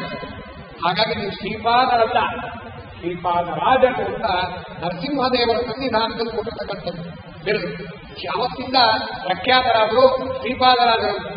ನಮಗೆ ಶ್ರೀಪಾದರಾಜರು ಅಂತಕ್ಕಂಥ ಹೆಸರು ಪ್ರಸಿದ್ಧ. ಆದರೆ ಲಕ್ಷ್ಮೀನಾರಾಯಣ ತೀರ್ಥರು ಅನ್ನೋದು ಆಶ್ರಮ ಹೆಸರು. ಅವರಿಗೆ ಸನ್ಯಾಸಿಗಳೆಲ್ಲರೂ ಕೂಡ ಕೊಟ್ಟಿರ್ತಕ್ಕಂಥ ಹೆಸರು ಶ್ರೇಷ್ಠವಾದಂಥ ವಿದ್ವಾಂಸ ಸನ್ಯಾಸಿಗಳು ಕೊಟ್ಟಿರ್ತಕ್ಕಂಥ ಹೆಸರು ಶ್ರೀಪಾದರಾಜರು. ಇಂಥ ಶ್ರೀಪಾದರಾಜರು ಹಲವಾರು ಸಾರಿ ಪಾಠ ಮಾಡ್ತಿದ್ರು. ಒಂದು ಸಾರಿ ವೇಗವಾಗಿ 40 ಬಾರಿ ಸಮೂಹದ ಗ್ರಂಥಗಳನ್ನು ಸಮಗ್ರವಾಗಿ ಪಾಠ ಮಾಡಿದರು ಶ್ರೀಪಾದರಾಜರು. ಆಗ ಅಲ್ಲಿದ್ದಂಥ ಕೆಲವು ಶಿಷ್ಯರು ಹಾಸ್ಯ ಮಾಡಿದರು. ಏನಂತ ಅಂದ್ರೆ, ಒಬ್ಬ ಕೂತಿದ್ದ ಅವನು ಪರಿಚಾರಕ ಅಂದ್ರೆ ಗೊತ್ತಲ್ಲ, ಸ್ವಾಮಿಗಳ ಸೇವೆ, ವಿಗ್ರಹ ಇತ್ಯಾದಿಗಳನ್ನ ಪೂಜೆ ಮಾಡಬೇಕಾದ್ರೆ ಸಹಾಯ ಮಾಡೋದು. ಅವನೊಬ್ಬ ಕೂತಿದ್ದ, ಅವನಿಗೇನೂ ಓದಲಿಕ್ಕೆ ಬರ್ಲಿಕ್ಕೆ ಅಷ್ಟು ಬರ್ತಿರ್ಲಿಲ್ಲ. ಎಲ್ಲರೂ ಹಾಸ್ಯ ಮಾಡ್ತಿದ್ದಂತೆ, ಸ್ವಾಮಿಗಳೇ ನೀವೇನೋ ತುಂಬಾ ಚೆನ್ನಾಗಿ ಪಾಠ ಹೇಳಿದ್ರಿ, 40 ಬಾರಿ ಇಡೀ ಶ್ರೀಮದಾಚಾರ್ಯರು ಸರ್ವೋದಕ್ಕಂತ ಪಾಠ ಹೇಳಿದ್ರಿ, ಎಲ್ಲಾರು ಓದ್ಕೊಂಡು ಮೇಲೆ ಹೋಗ್ತೀವಿ, ಇವನೊಬ್ಬ ಹಿಂಗೆ ಕೂತ್ಕೊಂಡ್ರೆ ಮಂಗಳಕ್ಕೆ ಬರಕ್ಕೆ ಲಾಯಕ ಶಿಷ್ಯ ಅಷ್ಟೇ ಹಾಸ್ಯ ಮಾಡಿದ್ರು. ಶ್ರೀಪಾದರಾದ ತಕ್ಷಣ ಅವನ ತಲೆ ಮೇಲೆ ಕೈ ಇಟ್ಟು ಮಂತ್ರಾಕ್ಷರಿಯನ್ನು ಹಾಕ್ತಾರಂತೆ. ಆಗ ಎಲ್ಲರೂ ಕೂಡ ಸ್ವರೂಪದ ಗ್ರಂಥಕ್ಕೆ ಒಂದೊಂದು ಅರ್ಥ ಹೇಳೋದಾದ್ರೆ ಬೇರೆ ಶಿಷ್ಯರು, ಈ ಪರಿಚಾರಕ ಶಿಷ್ಯ 16 ಅರ್ಥಗಳನ್ನು ಹೇಳಕ್ಕೆ ಶುರು ಮಾಡಿರುತ್ತೆ ಸ್ವರೂಪದ ಗ್ರಂಥ. ಆಗ ಬೇರೆ ಶಿಷ್ಯರಿಗೆಲ್ಲರಿಗೂ ನಾಚಿಕೆಯಾಗಿ ಅವಮಾನವಾಗಿ ತಲೆ ತಗ್ಗಿಸಿ ಶ್ರೀಪಾದರಾಜರು ನಮಸ್ಕಾರ ಮಾಡ್ತಾರಂತೆ. ನಮ್ಮದು ತಪ್ಪಾಯ್ತು, ನಿಮ್ಮ ಮಹಾಮಹಿಮೆಯನ್ನು ನಾವು ಬರೀಲಿಕ್ಕಾಗಲಿಲ್ಲ, ಯಾರನ್ನೂ ಕೂಡ ಮಹಾಮಹಿಮರ ಅನುಗ್ರಹಕ್ಕೆ ಪಾತ್ರರಾದವರನ್ನು ನಾವು ಈ ತರ ಗೇಲಿ ಮಾಡಬಾರದು ಅಂತ ನಮಸ್ಕಾರ ಮಾಡೋದು. ಮುಂದುವರಿತಾ ಶ್ರೀಪಾದರಾಜರ ಪಾಂಡಿತ್ಯ ಹೇಗಿತ್ತು ನೋಡಿ. ವ್ಯಾಸರಾಜರಿಗೆ ವಿದ್ಯಾಗುರು, ಯಾಕಂದ್ರೆ ವ್ಯಾಸರಾಜರಿಗೆ ಸನ್ಯಾಸಾಶ್ರಮ ಕೊಟ್ಟಂತಹ ಗುರುಗಳು ಬ್ರಹ್ಮಣ್ಯ ತೀರ್ಥರು. ವಿದ್ಯಾ ಗುರುಗಳು ಯಾರು ಅಂದ್ರೆ ಶ್ರೀಪಾದರಾಜರು. ಎಂಥ ವಿಶೇಷ ಅಂತಂದ್ರೆ ವ್ಯಾಸರಾಜರ ಪಾಂಡಿತ್ಯ ನಾವು ನೋಡಬಹುದು. ಇವತ್ತು ಹೇಗೆ ನೋಡಬಹುದು ಅಂತೀರಾ? 3 ಗ್ರಂಥ ವ್ಯಾಸತ್ರಯ, ನ್ಯಾಯಾಮೃತ, ತಾತ್ಪರ್ಯ ಚಂದ್ರಿಕಾ, ತರ್ಕತಾಂಡವ. ಇದು 3 ಹೇಗಿದೆ ಅಂತಂದ್ರೆ ವರ್ಣನೆ ಮಾಡ್ತಾರೆ. ನರಸಿಂಹದೇವರ 3 ಕಣ್ಣಿದ್ದನಿಗೆ, ನರಸಿಂಹದೇವರ 3 ಕಣ್ಣು, ನರಸಿಂಹದೇವರ 3 ಕಣ್ಣಿನಂತೆ ಇದೆ 3 ಗ್ರಂಥಗಳು, 3 ವ್ಯಾಸತ್ರಯಗಳು. ಅದಷ್ಟಲ್ಲದೆ ಭೇದೋಜ್ಜೀವನ ಅನ್ನೋ ವಿಶಿಷ್ಟ ಗ್ರಂಥ, 4 ಮಂದಾರ ಮಂಜರಿ, ಉಪಾಧಿ ಖಂಡನ ಟೀಕಾ ಮಂದಾರ ಮಂಜರಿ, ಮಾಯಾವಾದ ಖಂಡನ ಟೀಕಾ ಮಂದಾರ ಮಂಜರಿ, ಪ್ರಪಂಚ ವಿದ್ಯಾತ್ಮಾನುಮಾನ ಖಂಡನ ಟೀಕಾ ಮಂದಾರ ಮಂಜರಿ, ತತ್ವವಿವೇಕ ಟೀಕಾ ಮಂದಾರ ಮಂಜರಿ. 8 ಗ್ರಂಥಗಳು. ಇದಲ್ಲದೆ ವೇದ ಸಂಜೀವಿನಿ ಅನ್ನೋ ಗ್ರಂಥವು ಇತ್ತು ಉಲ್ಲೇಖ ಇದೆ. ಇರಲಿ, ಇಂಥ ವ್ಯಾಸರಾಜರಿಗೆ ವಿದ್ಯಾಗುರು ಯಾರು ಅಂದ್ರೆ ಪಾಠ ಮಾಡಿದವರು ಯಾರು? ಶ್ರೀಪಾದರಾಜ. ಆಶ್ರಮ ಕೊಟ್ಟಂತಹ ಗುರುಗಳು ಬ್ರಹ್ಮಣ್ಯಕ್ಕಿರ್ತರು. ಅದಕ್ಕೆ ಶ್ರೀಮದ್ ನ್ಯಾಯಾಮೃತ ಗ್ರಂಥದ ಮಂಗಳಾಚರಣೆ ಮೊದಲು ಕೃಷ್ಣ ನಾರಾಯಣನಿಗೆ ನಮಸ್ಕಾರ ಮಾಡ್ತಾರೆ ವ್ಯಾಸರಾಜರು, ಆಮೇಲೆ ಮಧ್ವಾಚಾರ್ಯರಿಗೆ ನಮಸ್ಕಾರ, ಆಮೇಲೆ ಟೀಕಾಕೃತ್ಪಾದರ ನಮಸ್ಕಾರ, ನಂತರ ಬ್ರಹ್ಮಣ್ಯತೀರ್ಥರ ನಮಸ್ಕಾರ. ಸಮುಚ್ಚಾರ ನಮಸ್ತೋಮಂ ಸನ್ಮಾರ್ಗಂ ಪ್ರಕಾಶ ಸದಾ ವಿಷ್ಣು ಪದಾಸಕ್ತಂ ಸೇವೆ ಬ್ರಹ್ಮಣ್ಯ ಭಾಸ್ಕರ. ಸೂರ್ಯಾಂಶ ಸಂಭೂತರಾಗಿರ್ತಕ್ಕಂತಹ ಭಾಸ್ಕರಾಂಶ ಸಂಭೂತರಾಗಿರ್ತಕ್ಕಂಥವರಿಗೆ ನಮಸ್ಕಾರ ಮಾಡಿದ್ದಾರೆ. ಸನ್ಯಾಸಾಶ್ರಮ ಕೊಟ್ಟಂತಹ ಬ್ರಹ್ಮಣ್ಯತೀರ್ಥರಿಗೆ ನಂತರ ನಮಸ್ಕಾರ ಮಾಡೋದೇ ಜ್ಞಾನ ವೈರಾಗ್ಯ ಭಕ್ತ್ಯಾದಿ ಕಲ್ಯಾಣ ಗುಣಶಾಲಿನಃ ಲಕ್ಷ್ಮೀನಾರಾಯಣ ಮುನಿ ಒಂದೇ ವಿದ್ಯಾಗುರುಮಮ. ಇದು ವ್ಯಾಸರಾಜ ಹೇಳಿರ್ತಕ್ಕಂಥ ಮಾತು. ಏನ್ ಹೇಳ್ತಿದ್ದಾರೆ? ಜ್ಞಾನ ವೈರಾಗ್ಯ ಭಕ್ತ್ಯಾದಿ ಕಲ್ಯಾಣ ಗುಣಶಾಲಿನಃ ಲಕ್ಷ್ಮೀನಾರಾಯಣ ಮುನಿ ಒಂದೇ ವಿದ್ಯಾಗುರುಮಮ. ಎಂಥ ಕಲ್ಯಾಣ ಗುಣಗಳಿತ್ತು ಶ್ರೀಪಾದರಾಜರಲ್ಲಿ. ಜ್ಞಾನ ವೈರಾಗ್ಯ ಭಕ್ತಿ ಇದೇ ಮೊದಲಾದಂತಹ ಕಲ್ಯಾಣ ಗುಣಗಳನ್ನು ಉಳ್ಳಂತಹ ನನ್ನ ವಿದ್ಯಾಗುರಾದಂತಹ ವ್ಯಾಸರಾಜ ಹೇಳಿಕೊಂಡಿದ್ದಾರೆ. ವ್ಯಾಸತ್ರಯ ಬರೆದಂತಹ ವ್ಯಾಸರಾಜರಿಗೆ ಪಾಠ ಮಾಡಿದಂತಹ ಮಹಾನ್ ಭಾವರು ಶ್ರೀಪಾದರಾಜರು. ಅಂದ್ರೆ ಅವರ ಪಾಠದ ವೈಖರಿ ಹೇಗಿತ್ತು ನಾವು ಅರ್ಥ ಮಾಡ್ಕೋಬಹುದು. ಚಂದ್ರಿಕಾ ಗ್ರಂಥದಲ್ಲೂ ಇದೇ ತರ ನಮಸ್ಕಾರ ಮಾಡ್ತಾರೆ ವ್ಯಾಸರಾಜರು. ಅದೇನು ಹೇಳ್ತಾರೆ ಗೊತ್ತಾ? ಪದವಾಕ್ಯ ಪ್ರಮಾಣಾಬ್ಧಿ ವಿಕ್ರೀಡನ ವಿಶಾಲನಾಂ ಲಕ್ಷ್ಮೀನಾರಾಯಣ ಮುನಿ ಒಂದೇ ವಿದ್ಯಾಗುರು. ಲಕ್ಷ್ಮೀನಾರಾಯಣ ತೀರ್ಥರು ಪದ ವಾಕ್ಯ ಪ್ರಮಾಣ ಎಂಬ ಸಮುದ್ರದಲ್ಲಿ ವಿಕ್ರೀಡನ ವಿಶಾಲನ ಅನಾಯಾಸವಾಗಿ ಇರ್ತಾರೆ. ಯಾವುದೇ ಸಮುದ್ರ ಅಂದ್ರೆ ಯಾವುದು ಗೊತ್ತಾ? ಪದ ಅಂದ್ರೆ ಎಷ್ಟು ಸೂಕ್ಷ್ಮವಾಗಿ ಹೇಳಿದ್ದಾರೆ ನೋಡಿ ವ್ಯಾಸರಾಜರು. ಪದ ಅಂದ್ರೆ ವ್ಯಾಕರಣ ಶಾಸ್ತ್ರ. ಯಾಕಂದ್ರೆ ವ್ಯಾಕರಣ ಶಾಸ್ತ್ರದಲ್ಲಿ ಯಾವಾಗಲೂ ಕೂಡ ಯಾವ ಪದ ಹೇಗೆ ಬರಬೇಕು ಅಂತಲೇ ಚರ್ಚೆ. ವಾಕ್ಯಶಾಸ್ತ್ರ ಅಂತ ಯಾವುದು ಅಂದ್ರೆ ಮೀಮಾಂಸಾ ಶಾಸ್ತ್ರ. ಪೂರ್ವ ಮೀಮಾಂಸಾ, ಉತ್ತರ ಮೀಮಾಂಸನೂ ಇಟ್ಕೋಬಹುದು. ಅದರಲ್ಲಿ ಯಾವ್ಯಾವ ವೇದವಾಕ್ಯಗಳು ಹೇಗೆ ಅರ್ಥ ಮಾಡಬೇಕು ಅಂತಕ್ಕಂಥ ವಿಚಾರಗಳು. ಪ್ರಮಾಣಶಾಸ್ತ್ರ ಅಂದ್ರೆ ನ್ಯಾಯಶಾಸ್ತ್ರ, ತರ್ಕಶಾಸ್ತ್ರ. ಇವು 3 ಸಮುದ್ರದಂತೆ ಇದೆ. ಯಾರೂ ಕೂಡ ಸಮಗ್ರ ವ್ಯಾಕರಣ, ಸಮಗ್ರ ತರ್ಕ, ಸಮಗ್ರ ಪೂರ್ವ ಮೀಮಾಂಸಾ, ಉತ್ತರ ಮೀಮಾಂಸಾ ಓದೋ ಸಾಮರ್ಥ್ಯ ಇಲ್ಲ. ಸಮುದ್ರದಂತೆ ಇದೆ. ಆದ್ರೆ ಇಂಥ ಸಮುದ್ರದಂತೆ ಇರ್ತಕ್ಕಂತಹ ಶಾಸ್ತ್ರದಲ್ಲಿ ಅನಾಯಾಸವಾಗಿ ಈಸ್ತಾ ಇರೋರು ಯಾರು ಅಂದ್ರೆ ಲಕ್ಷ್ಮೀನಾರಾಯಣ ತೀರ್ಥರು, ಶ್ರೀಪಾದರಾಜರು ಅಂತ ಹೇಳಿ ಒಂದೇ ವಿದ್ಯಾಗುರು ನಮ್ಮ. ಅಲ್ಲೂ ಕೂಡ ವಿದ್ಯಾಗುರುಗಳಾದಂತಹ ಶ್ರೀಪಾದರಾಜರಿಗೆ ನಮಸ್ಕಾರ ಮಾಡ್ತೀವಿ ಅಂತ ವ್ಯಾಸರಾಜರೇ ನಮಸ್ಕಾರ ಮಾಡಿದ್ದಾರೆ. ಅಂತ ವ್ಯಾಸರಾಜರು ಒಂದು ಸಾರಿ ತಪಸ್ಸು ಮಾಡಿರ್ತಕ್ಕಂಥ ಸಂದರ್ಭದಲ್ಲಿ ಸರ್ಪ ಸುತ್ತಕೊಂಡಿರ್ತಕ್ಕಂಥ ಸಂದರ್ಭದಲ್ಲಿ, ಸರ್ಪವನ್ನು ಆವರಿಸಲ್ಪಟ್ಟಂತ ಸಂದರ್ಭದಲ್ಲಿ ಶ್ರೀಪಾದರಾಜರಿಗೆ ಹಿಡಿದು ಮುಳುಭಾಗದಲ್ಲಿ ಇವತ್ತಿಗೂ ಜಾಗ ಇದೆ.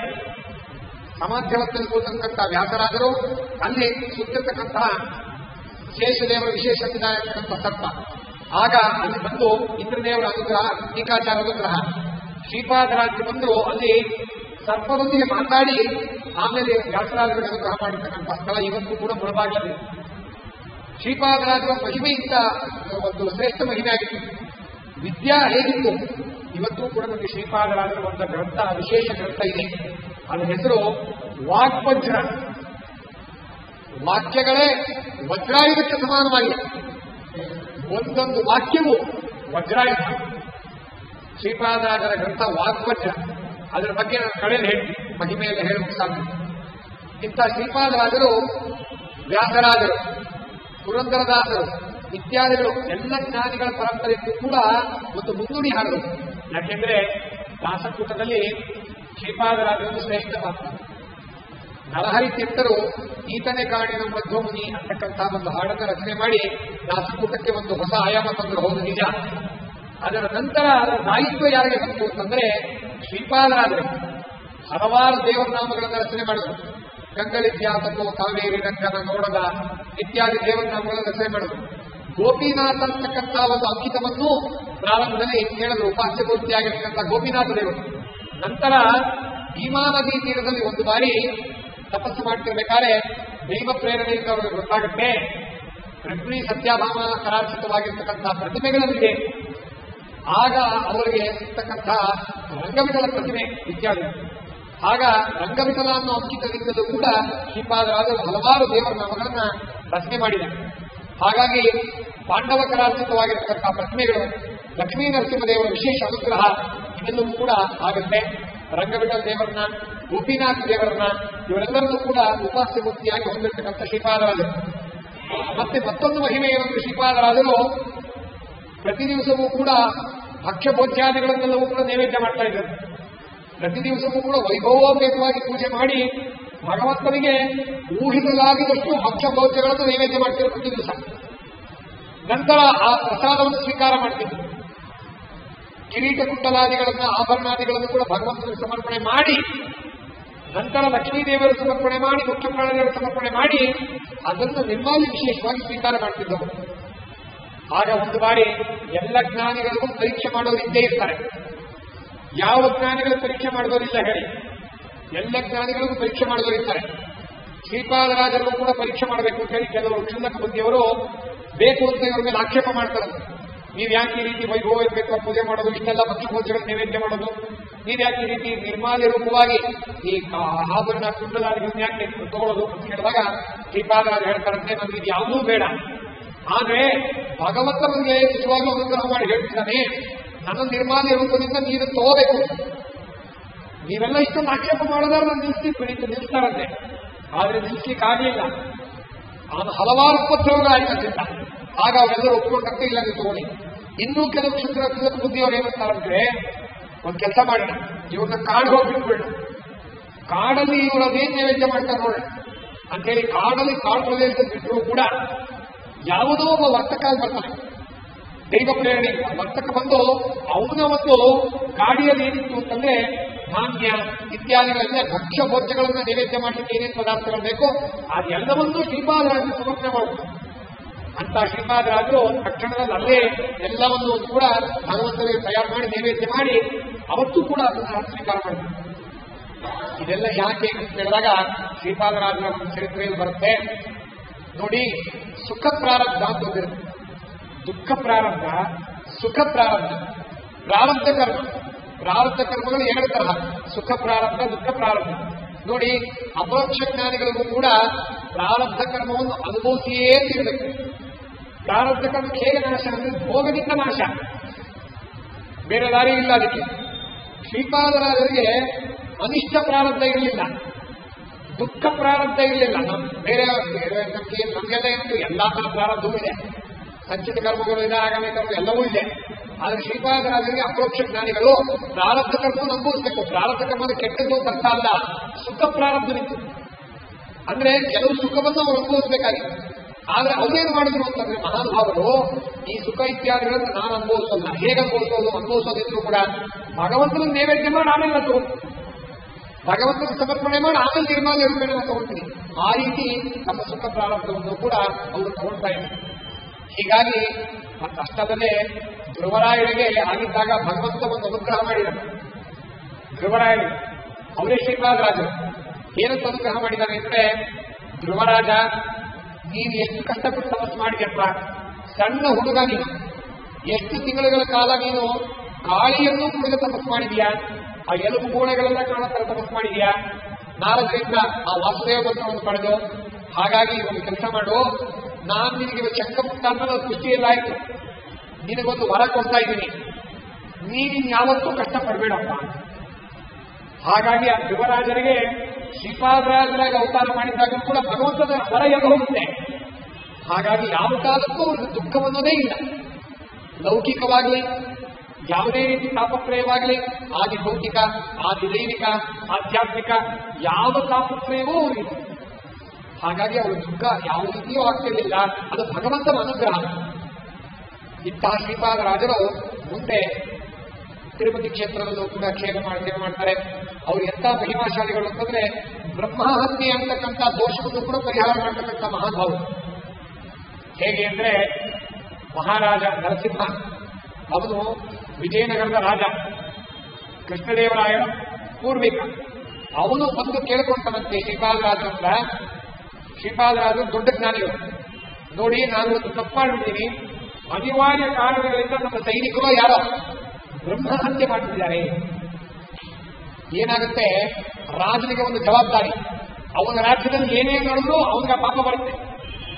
ಸುಮ್ಮನೆ ನಾವು ರಾಜರಾಗ್ತೀವಿ ಅಂತ ಹೋಗೋದಲ್ಲ. ಇವತ್ತೆಲ್ಲ ಗೊತ್ತಲ್ಲ, ರಾಜರಾಗೋದಕ್ಕೆ ಎಷ್ಟು ರಾಜಗಾರಾಗೋದು, ರಾಜಕೀಯ ವ್ಯಕ್ತಿಗಳಾಗೋದು, ಮಂತ್ರಿಗಳಾಗೋದಕ್ಕೆ ಎಷ್ಟು ಪೈಪೋಟಿ ಇದೆ ಅಂತ. ಆದ್ರೆ ಪೈಪೋಟಿ ಅಲ್ಲ, ರಾಜರಾದ್ರೆ ಆ ರಾಜ್ಯದಲ್ಲಿ ನಡೀತಕ್ಕಂಥ ಎಲ್ಲ ತಪ್ಪುಗಳಿಗೂ ಅವನೇ ಹೊಣೆ. ಆ ಪಾಪ ಎಲ್ಲ ಅವನಿಗೆ ಬರುತ್ತೆ. ಅಷ್ಟು ಹುಷಾರಾಗಿರ್ಬೇಕು. ಅವನ ರಾಜ್ಯದಲ್ಲಿ ಸೈನಿಕರೋ ಇವನೋ ಯಾವುದೋ ಮುಖಾಂತರ ಬ್ರಹ್ಮಹತ್ಯೆ ಆಗಿರ್ತದೆ. ತಿರುಪತಿ ಕ್ಷೇತ್ರ ಅಂತ ಬೇರೆ ಉಲ್ಲೇಖ ಇದೆ. ಹಾಗಾಗಿ ಶ್ರೀಪಾದರಾಜಂತ ಬರ್ತಂತೆ ಬಂದು ಕೇಳ್ಕೊಳ್ತಾನೆ, ಅನಿವಾರ್ಯವಾಗಿಯೂ ನಮಗೆ ಗೊತ್ತಿಲ್ಲದೇನೋ ಬ್ರಹ್ಮಹತ್ಯೆ ಆಗ್ತಿದೆ, ದಯವಿಟ್ಟು ತಾವು ಪರಿಹರಿಸಬೇಕು. ಶ್ರೀಪಾದರಾಜರು ನೋಡ್ತಾರಂತೆ, ಇವನ ಸ್ವರೂಪ ಒಳ್ಳೆಯದು, ಪಾಪ ಆಗ್ಬಿಟ್ಟಿದೆ, ಹೇಗೋ ಆಗ್ತಿದೆ, ಸರಿ ಬ್ರಹ್ಮಹತ್ಯೆಯನ್ನು ಪರಿಹರಿಸಬೇಕು ಅಂತ ಗೋಪಿನಾಥ್ ದೇವರು ರಂಗವಟ ದೇವರು ಪ್ರೇರಣೆ ಮಾಡ್ತಾರೆ ಅಂತ ಹೇಳಿ ತಕ್ಷಣವೇ ಪೂಜಾದಿಗಳು ಹೋಮಾದಿಗಳು ಮಾಡಿ ಶಂಕತೀರ್ಥವನ್ನು ಪ್ರೋಕ್ಷಣೆ ಮಾಡ್ತಾರೆ. ಶಂಕತೀರ್ಥವನ್ನು ಶ್ರೀಪಾದರಾಜರ ಶಂಕತೀರ್ಥಕ್ಕೆ ಹೆಚ್ಚು ಮಹಿಮಾ ಇದೆ ಅಂತ ಪ್ರೋಕ್ಷಣೆ ಮಾಡಿದಾಗ ಆ ಪ್ರೋಕ್ಷಣೆಯಿಂದ ಇವರು ಬ್ರಹ್ಮಹತ್ಯೆ ಹೋಗುತ್ತೆ. ನಮ್ಮದೇ ಇದ್ದವ್ರಿಗೆ ಸಾಬೀತು ಮಾಡಿ ತೋರಿಸಿದ್ದಾರೆ ಬ್ರಹ್ಮಹತ್ಯೆ ಹೇಗೆ ಹೋಗುತ್ತೆ ಅಂತ. ಅಶುಭ್ರವಾದ ವಸ್ತ್ರವು ಶುಭ್ರವಾಗುತ್ತೆ. ಹಾಗಾಗಿ ಬ್ರಹ್ಮಹತ್ಯೆ ಕಳೆಸಿ ಅಂತ ಹೇಳಿ ಬ್ರಹ್ಮಹತ್ಯೆಯನ್ನು ಕೂಡ ದೂರ ಮಾಡತಕ್ಕಂಥ ಮಹಾನುಭಾವರು ಶ್ರೀಪಾದರಾಜರು. ಇನ್ನೊಂದು ಕಡೆ ಹೋಗಿದ್ದಾಗ ಪೂಜೆಗೂ ಕೂಡ ಯಾರೋ ಒಬ್ಬನೇ ಇದ್ದಾಗ ಅವ್ರಿಗೂ ಕೂಡ ಒಂದು ಪವಾಡವನ್ನು ಮಾಡಿ ತೋರುತ್ತಾರೆ. ರಂಗಬೆಟ್ಟದ ದೇವರು, ಗೋಪಿನಾಥ ದೇವರ ಅನುಗ್ರಹ ಹೇಗಿದೆ.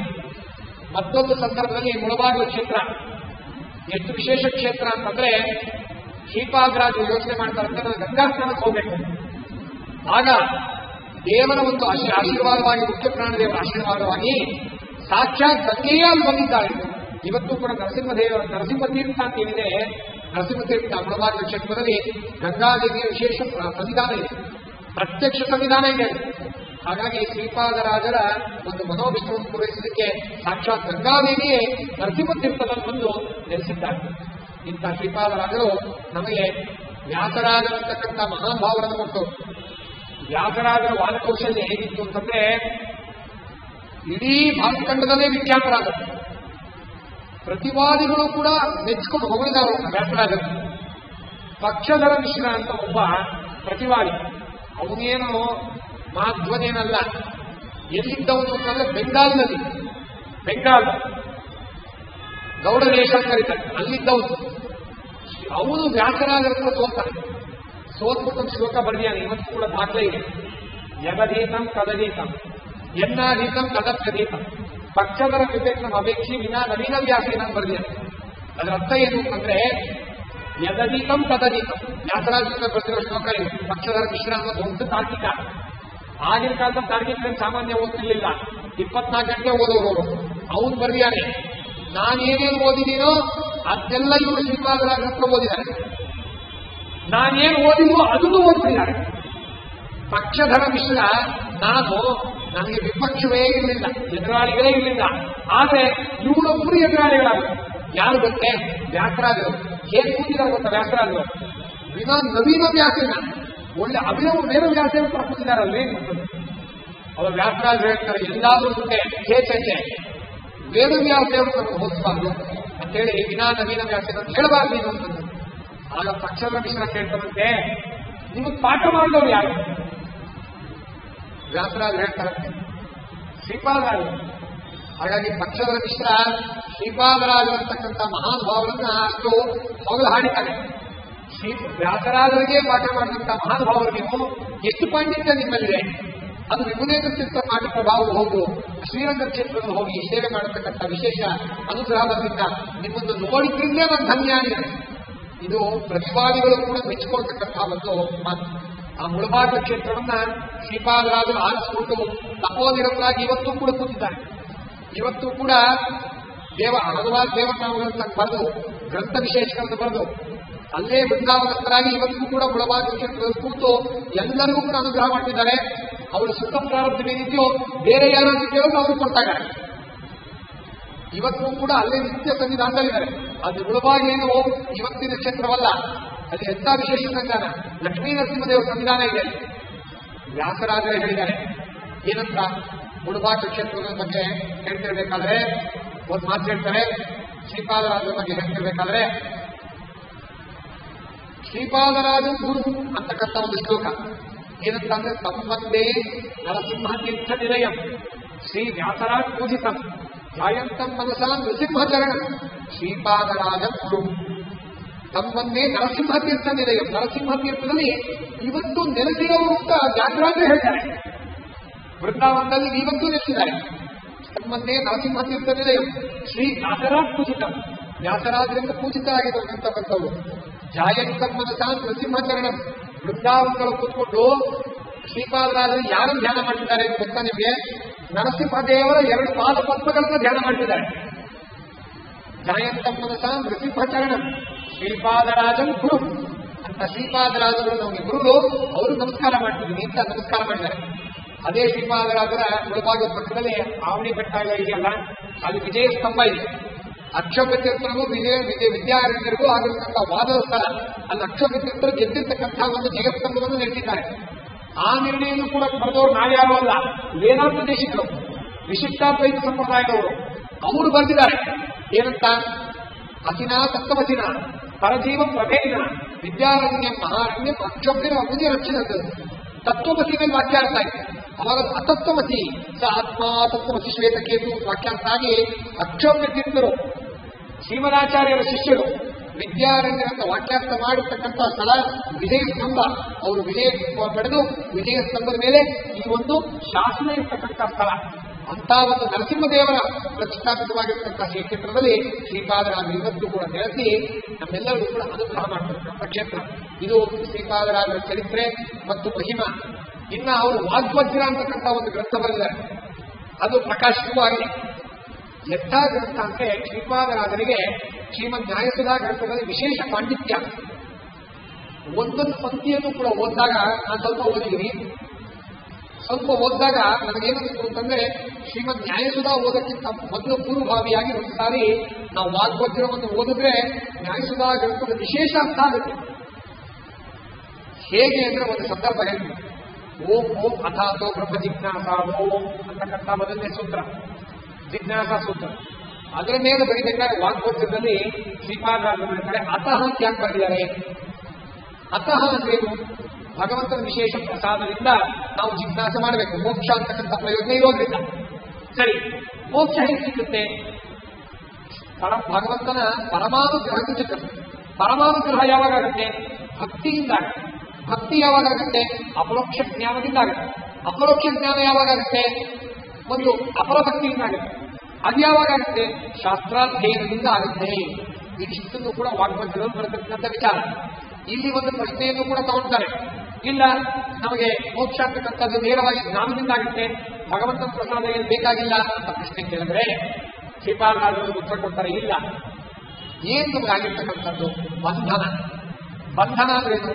ಸಂಸಾರದಲ್ಲಿ ಸಿಕ್ಕೊಂಡಿರೋದು. ಬಂಧನವನ್ನು ವಿಮೋಚನೆ ಮಾಡ್ತಕ್ಕಂಥವ್ರು ಯಾರು? ಯಾರು ಬಂಧನವನ್ನು ಕೊಟ್ಟೋ ಅವನೇ. ಅಂದ್ರೆ ಅಜ್ಞಾನ ಇತ್ಯಾದಿ ಯಾರ ಅಧೀನದಲ್ಲಿದೆಯೋ ಅವನು. ಸ್ವತಂತ್ರ ತತ್ವ ಯಾರು? ಸ್ವರೂಪ ಪ್ರಗತಿ ಪ್ರವೃತ್ತಿ ರೂಪ ಸತ್ತಾತ್ರವಿದ್ಯೆ ಪರಾನಪೇಕ್ಷಂ ಸ್ವತಂತ್ರ. ಸ್ವತಂತ್ರ ತತ್ವ ಭಗವಂತ ವಿಷ್ಣು ಒಬ್ಬನೇ. ಹಾಗಾಗಿ ಅವನ ಪ್ರಸಾದದಿಂದ, ಪ್ರಸಾದ ಅಂದ್ರೆ ಅನುಗ್ರಹ, ಅವನ ಅನುಗ್ರಹದಿಂದಲೇ ಮೋಕ್ಷವಾಗಬೇಕು ಹೊರತು ನೇರವಾಗಿ ಬರೀ ಜ್ಞಾನದಿಂದ ಮೋಕ್ಷವಾಗುತ್ತೆ ತಪ್ಪು. ಇದರ ಮೇಲೆ ಪರವಾದಿಗಳ ಪ್ರಶ್ನೆಯನ್ನು ತಗೊಳ್ತಾರೆ.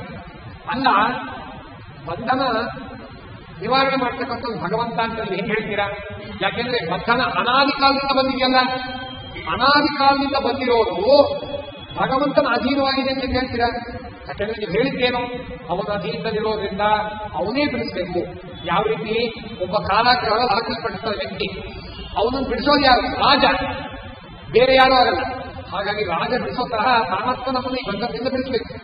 ಅಲ್ಲ, ಈ ಬಂಧನ ಅನಾದಿ ಕಾಲದಿಂದ ಇರೋದ್ರಿಂದ ಅನಾದಿ ಕಾಲದಿಂದ ಇರೋದು ಭಗವಂತನ ಅಧೀನ ಹೇಗಾಗುತ್ತೆ? ಯಾಕೆಂದ್ರೆ ಯಾವುದೇ ಒಂದು ವಸ್ತು ಮತ್ತೊಬ್ಬರು ಅಧೀನವಾಗಿದೆ ಅಂತ ಏನರ್ಥ?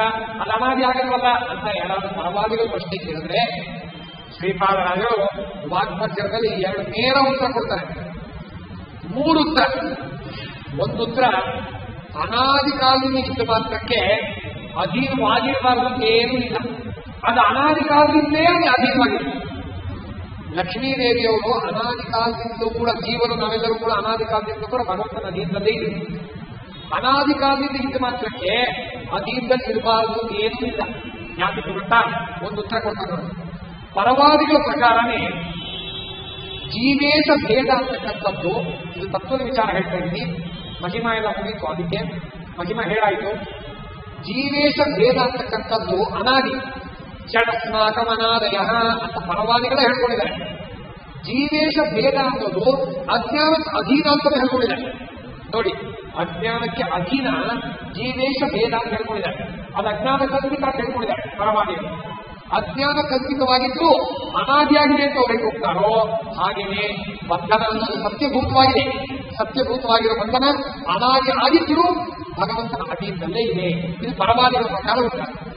ಇನ್ನೂ ಒಂದು ಉತ್ತರ ನೈಯಾಯಿಕರ ಪ್ರಕಾರ ಅಂತ ತಗೊಳ್ಳಿ.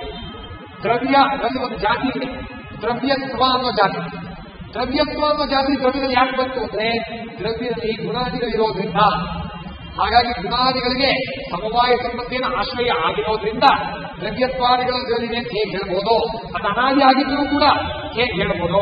ಅದೇ ತರಹವೇ ನಮ್ಮ ಬಂಧನ ಅನ್ನೋದು ಅನಾದಿ ಕಾಲದಿಂದ ಇದೆ. ಆದರೆ ಅನಾದಿ ಕಾಲದಿಂದ ಭಗವಂತನ ಅಧೀನವಾಗಿ ಇದೆ. ಹಾಗಾಗಿ ಭಗವಂತನ ವಿಶೇಷ ಅನುಗ್ರಹದಿಂದ ಅನಾದಿ ಆಗಿದ್ದರೂ ಕೂಡ ಇದಕ್ಕೊಂದು ಅಂತ್ಯ ಇದೆ. ಈ ಬಂಧಕ್ಕೆ ನಾಶ ಇದೆ. ಅದು ಸತ್ಯಭೂತವಾದ ಬಂಧ. ಅದನ್ನು ಭಗವಂತ ನಾಶ ಮಾಡ್ತಾನೆ. ನಾವು ಪರಮಭಕ್ತಿ ಮಾಡಿದಾಗ ಅಂತ ಪರಮಭಕ್ತಿ ಆದಮೇಲೆ ಭಗವಂತನ ಒಂದು ವಿಶೇಷ ಅನುಗ್ರಹದಿಂದ ನಮಗೆ ಮೋಕ್ಷ ಸಿಕ್ಕತ್ತೆ ಅಂತ ಹೇಳಿ ಇದು ವಾಗ್ಭದ್ರದ ಒಂದು ವಿಷಯ ಅಂತ ಹೇಳಿದ್ದೆ. ಹಾಗಾಗಿ ವಾಗ್ಭದ್ರ ಗ್ರಂಥದಲ್ಲಿ ಇನ್ನು ಹಲವಾರು ವಿಚಾರಗಳಿದೆ. ನ್ಯಾಯಶಿಲಾಪಂಕ್ತಿಗಳನ್ನು ತಗೊಂಡು ಅನುಮಾನ ಪ್ರಯೋಗ, ತರ್ಕ ಪ್ರಯೋಗಗಳನ್ನು ಮಾಡಿ ಇನ್ನೂ ಹೆಚ್ಚು ವ್ಯಾಖ್ಯಾನ ಮಾಡಿ ನ್ಯಾಯಶಿಲಾ ಗ್ರಂಥಗಳನ್ನ ಇರ್ತಕ್ಕಂಥ ವಿಶೇಷತೆಗಳನ್ನು ತಿಳ್ಕೊಳ್ಳೋದಕ್ಕೆ ನಮಗೆ ಶ್ರೀಪಾದರಾಜರು ವಿಶೇಷ ಅನುಗ್ರಹದ ಮುಖಾಂತರ ಒಂದು ಗ್ರಂಥವನ್ನು ರಚನೆ ಮಾಡಿಕೊಂಡಿದ್ದಾರೆ. ಹಾಗಾಗಿ ಶ್ರೀಪಾದರಾಜರು ತಾವು ರಚನೆ ಮಾಡಿರ್ತಕ್ಕಂಥ ದೇವರನ್ನು ಮಧ್ವನಾಮ ಯಾರು ಬರೀಲಿಕ್ಕಾಗತ್ತಾ? ಜಯ ಜಯ ಜಗತ್ರಾಣ ಜಗದಲಗ ಸುತ್ರಾಣ ಅಖಿಲ ಗುಣ ಸದ್ಧಾಮ ಮಧ್ವನಾಮ ವಾಯುಸ್ತುತಿಯ ಅರ್ಥವನ್ನೇ ಇಟ್ಕೊಂಡು ಕನ್ನಡದಲ್ಲಿ ರಚನೆ ಮಾಡಿಕೊಂಡು ಶ್ರೀಮದ್ ಮಧ್ವಾಚಾರ್ಯರ ಮುಖ್ಯ ಪುರಾಣ ದೇವರ 3 ಅವತಾರ ತ್ರಯಗಳನ್ನು ವರ್ಣನೆ ಮಾಡ್ತಿರ್ತಕ್ಕಂತಹ ಮಂತ್ರತುಲ್ಯವಾಗಿರ್ತಕ್ಕಂತಹ ಮಧ್ವನಾಮ. ಅದರಲ್ಲಿ ಆಗಲೇ ಇರೋ ಕೆಲಸವೇ ಇಲ್ಲ. ಎಲ್ಲ ಒಂದು ಫಲವೂ ಅದರಲ್ಲಿ ದೊರೆಯುತ್ತೆ. ಏನ್ ಹೇಳ್ತಾರೆ ಅದರಲ್ಲಿ? ಜಯ ಜಯತು ದುರ್ವಾದಿ ಮತಸಿಮಿರ ಮಾರ್ತಾಂಡ ಜಯ ಜಯತು ವಾದಿಗದ ಸಂಚಾಲನ ಜಯ ಜಯತು ಚಾರ್ವಾಕ ಗರ್ಭ ಪರ್ವತ ಕುಲೀಶ ಜಯ ಜಯ ಜಗನ್ನಾಥ ಮಧ್ವನಾಥ ಅಂತ ಅದಕ್ಕೆ ಫಲಶ್ರುತಿಯನ್ನು ಕೂಡ ಹೇಳಿದ್ದಾರೆ. ಮುಂದೆ ಅದಕ್ಕೆ ಜಗನ್ನಾಥದಾಸರು ಫಲಶ್ರುತಿಯನ್ನು ಕೂಡ ಬರೆದಿದ್ದಾರೆ. ಹಾಗಾಗಿ ಜಯ ಜಯತು ದುರ್ವಾದಿ ಮತಸಿಮಿರ ಮಾರ್ತಾಂಡ ಇತ್ಯಾದಿಗಳ ಫಲಶ್ರುತಿ ಇದೆ. ಅಂದ್ರೆ ಎಲ್ಲ ಮತಗಳನ್ನು ಕೂಡ ನಿರಾಸ ಮಾಡತಕ್ಕಂಥ ತತ್ವಗಳಲ್ಲಿದೆ. ಶ್ರೀಮನ್ನಾರಾಯಣ ಮುಖ್ಯ ಪ್ರಾಣದೇವರ ಅನುಗ್ರಹಕ್ಕೆ ಪಾತ್ರರಾಗಬೇಕಾದ್ರೆ ಮಧ್ವನಾಮವನ್ನು ಖಂಡಿತ ಓದಬೇಕು. ಸ್ತ್ರೀಯರು ಕೂಡ ಓದಬಹುದು ಅಂತ ಒಂದು ಗ್ರಂಥ, ಪುರುಷರು ಕೂಡ ಓದಬಹುದು. ಮಂತ್ರತುಲ್ಯವಾಗಿರ್ತಕ್ಕಂತಹ ಒಂದು ಗ್ರಂಥವನ್ನ ನಮಗೆ ಕೊಟ್ಟು ಅನುಗ್ರಹ ಮಾಡಿದ್ದಾರೆ ಶ್ರೀಪಾದರಾಜ. ಇನ್ನು ಹಲವಾರು ದೇವರ ನಾಮಗಳನ್ನು ಮಾಡಿದ್ದಾರೆ. ಅವರು ದೇವರ ನಾಮಗಳನ್ನು ಓದ್ತಾ ಇದ್ರೆ ಹಾಡ್ತಾ ಇದ್ರೆ ಪ್ರತ್ಯಕ್ಷವಾಗಿ ರಂಗವಟದ ದೇವರು ಮತ್ತು ಗೋಪಿನಾಥ ದೇವರು ಕಣ್ಣು ಮುಂದೆ ಕಾಣ್ತಾರೇನೋ ಅಂತ ಅನ್ಸುತ್ತೆ. ಕಂಗಳಿತ್ಯಾಕೋ ಕಾವೇರಿ ರಂಗನ ನೋಡೋಣ ಅಂತ ಹೇಳ್ತಿದ್ರೆ ನಮ್ಮ ಕಂಗಳಿರೋದು ಯಾತಕ್ಕೆ ಅಂದ್ರೆ ಭಗವಂತ ನೋಡೋದಕ್ಕೆ, ಮಿಕ್ಕಿದ್ಯಾವುದೋ ಲೌಕಿಕವಾಗಿರೋದನ್ನು ನೋಡೋದಕ್ಕಲ್ಲ. ಹಾಗಾಗಿ ವಿಶೇಷ ಅನುಗ್ರಹ ಆ ದೇವರ ನಾಮಗಳನ್ನು ಹೇಳ್ತಾ ಇದ್ರೆ ಶ್ರೀಪಾದರಾಜರ ವಿಶೇಷ ಸಂವಿಧಾನ ಇರುತ್ತೆ. ಇದು ಶ್ರೀಪಾದರಾಜರ ಒಂದು ಮಂತ್ರಾಕ್ಷತಾ ವಿಶೇಷಾದಿಗಳು ಗೊತ್ತೇ ಗೊತ್ತು. ಎಲ್ಲ ಒಂದು ಕೃತ್ಯವನ್ನು ನಿವಾರಣೆ ಮಾಡುತ್ತೆ. ಮತ್ತೊಂದು ಪ್ರತ್ಯಕ್ಷ ರೂಪದಿಂದ ಬೃಂದಾವನ ಅಂತರ್ಗತರಾಗಿ ಅಲ್ಲಿಂದ ಭಾಗದಲ್ಲಿ ವಾಗ್ಭದ್ರ ಗ್ರಂಥದಲ್ಲಿ ಒಂದು ವಿಶೇಷ ಸಂವಿಧಾನ ಇದೆ. ತಮ್ಮ ಹೆಸರು ಹೇಳಬೇಕಾದ ಒಂದು ವಿಶೇಷ ಸಂವಿಧಾನ ಇದೆ. ಎಲ್ಲಿ ರಂಗವಟದ ದೇವರ ಗೋಪಿನಾಥ ದೇವರ ವಿಶೇಷ ಸ್ಮರಣೆ ಇರುತ್ತೋ, ಮುಖ್ಯ ಪ್ರಾಣ ದೇವರ ಸ್ಮರಣೆ ಇರುತ್ತೋ ಅಲ್ಲಿ ವಿಶೇಷ ಅನುಗ್ರಹವಾಗುತ್ತೆ. ವ್ಯಾಸರಾಜರ ಒಂದು ಗ್ರಂಥಗಳಲ್ಲೂ ಕೂಡ ಶ್ರೀಪಾದರಾಜರ ಪಾಂಡಿತ್ಯದ ಒಂದು ಬಿಂಬ ಕಾಣ್ತಿರುತ್ತೆ. ಹೀಗಾಗಿ ಹಲವಾರು ಒಂದು ರೂಪಗಳ ತೆಗೆದು ಶ್ರೀಪಾದರಾಜರನ್ನು ಅನುಗ್ರಹ ಮಾಡ್ತಿದ್ದಾರೆ. ಅಂತ ಮಹಾನುಭಾವರ ಒಂದು ದಿವ್ಯ ಚರಿತ್ರೆಯನ್ನ, ಮಹಿಮೆಯನ್ನ ಮತ್ತು ಅಧಿಕಾರ ಇರತಕ್ಕಂಥವರು ಅವರ ವಾಗ್ಭದ್ರ ಗ್ರಂಥಗಳನ್ನ ಖಂಡಿತವಾಗಿಯೂ ಓದಬೇಕು. ಅದನ್ನು ಓದಿ ನ್ಯಾಯಶೀಲ ಗ್ರಂಥವನ್ನು ಓದಿ ಅದೆರಡನ್ನೂ ಕೂಡ ಜೊತೆಗೆ ಓದಿದಾಗ ಭಗವಂತನ ವಿಶೇಷ ಒಂದು ಅನುಗ್ರಹವಾಗುತ್ತೆ ಅಂತ ಶ್ರೀಪಾದರಾಜರ ಅನುಗ್ರಹಕ್ಕೆ ನಾವೆಲ್ಲರೂ ಕೂಡ ಪಾತ್ರರಾಗೋಣ ಅಂತ ಹೇಳಿ ಅಸ್ಮದ್ ಗುರುವಂತರ್ಗತ ಶ್ರೀಪಾದರಾಜ ಗುರುವಂತರ್ಗತ ಭಾರತೀಯ ಮುಖ್ಯಗ್ರಂಥರ್ಗತ ಹಯವದನ ರಂಗವಿಠಲ ಗೋಪೀನಾಥ ಪ್ರಿಯತಾಂ ಸುಪ್ರೀತೋ ವರದೋ ಭವತು ಶ್ರೀಮನ್ಮಂತ್ರಿ ಶಾಸ್ತ್ರಮಸ್ತು ಶ್ರೀಕೃಷ್ಣ ಕಾಯಿನ ವಾಚ ಮನಸೇಂದ್ರಿಯ ಬುದ್ಧತ್ವನಾದ ಪ್ರತ್ಯಕ್ಷ ಭಾವ